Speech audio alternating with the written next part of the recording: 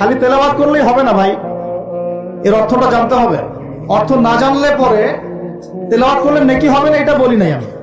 বলছি শুধু তেলাওয়াত করলেই পুরো হক আদায় হয় না, শুধু তেলাওয়াত করলেই পুরো হক আদায় হয় না, হয় না, হয় না, 100 বার হয় না।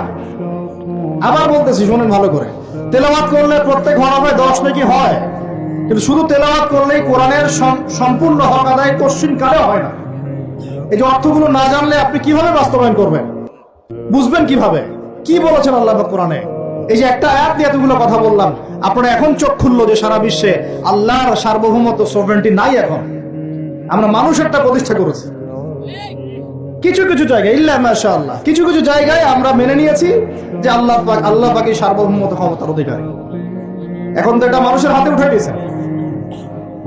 আল্লাহ পাক আমাদেরকে পাঠাইছেন দুনিয়াতে তার খলিফা হিসেবে। কি হিসেবে? তো আল্লাহর খলিফার কাজ কি? শয়তানের দাসত্ব করবে না আল্লাহর? বলেন, আল্লাহর খলিফার বৈশিষ্ট্য কি, ফাংশন কি? সে কি শয়তানের দাসত্ব করবে না আল্লাহ?